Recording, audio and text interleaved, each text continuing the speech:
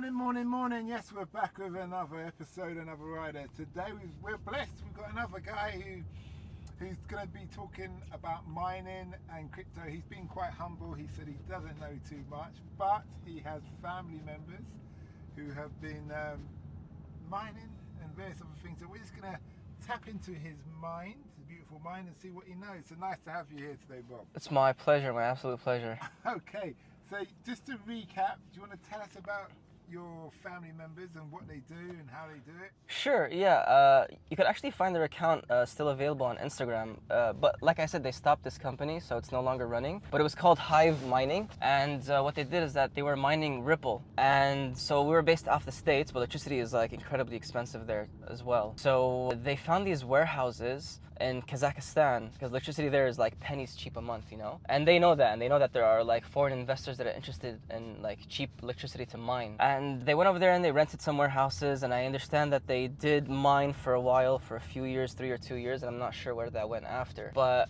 that's basically what they did with Hive Mining. So when I don't know how much you know, but when they started to mine, was it a bit in Kazakhstan, was it like a lot of politics to get in there and start to do it? No, because like I said, the government in Kazakhstan kind of welcomes foreign investors to come in and mine because they know their electricity is cheap and they have warehouses, and the weather too. You know, you have to take the weather into consideration because in a hot climate, you're gonna need a lot of cooling, right? A lot of ACs in your warehouses and whatnot. And in Kazakhstan, like their elevation is pretty high, so it's like pretty cool throughout the year. Just like here, I suppose, right? So that was a good factor as well, because where they were based originally out of California and Texas, I mean, you know, the cooling, electricity would have been an extra arm and a leg cost, you know? Okay. Did you hear about Miami wanted to become the crypto hub? Yeah. Do you think that's going to work based on what you're saying about the heat? I mean, unless the government is taking different measures. Solar panel energy. You know what? Yeah. You know, and how they charge warehouses and business that are specific with crypto mining. If they don't treat it like any other just normal household electricity, you know, then yeah, I could see potential in that. And to be honest, it's in their favor to bend those rules and kind of like cater to all these different types of investors, you know, and have more money pouring through Miami.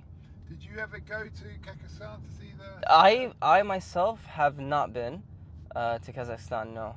Oh, okay.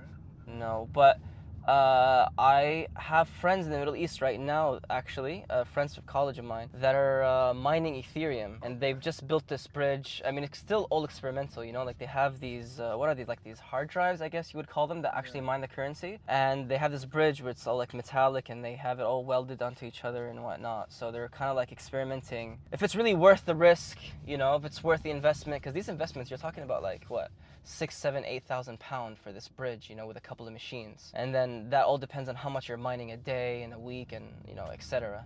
Mm-hmm.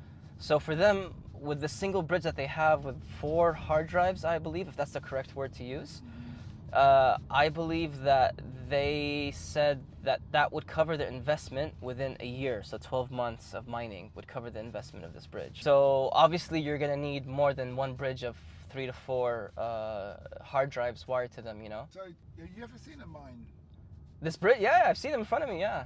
Okay, so describe it? How? I know you said something about welding. Yeah. Is it like a big computer tower? So each of these devices has a certain capacity to how much currency they're mining, right? And I don't know, they're like, let's say they weigh about maybe a couple of kilos in weight, and maybe a size, you know, a thickness of a couple of books, you know. And the reason this bridge goes through is that it's like a metallic welded bridge together where all these hard drives are then slotted onto it, and they're all connected, you know, via their Ethernet and cables and all that kind of stuff. Again, I'm not using the correct terminology, you know, but... So do you need fiber optics at the other end, or is it a satellite? To be honest, they were using a Wi-Fi connection to operate this thing. Obviously, the higher speed internet you get with less interruption, the better. But like I said, this is all experimental for them. They were just like testing out and seeing if it's worth the investment, and if they're gonna pour a bigger investment into it in the near future. And I think they're interested, just to add to that point, I really think they're interested in taking this further. Because last I spoke to them was about 3 weeks ago, and they said they've invested into another bridge. So another, what, £10,000 investment, another one of these bridge with modems or hard drives. So it looks like it's going well for them, you know? Have you ever thought about getting involved?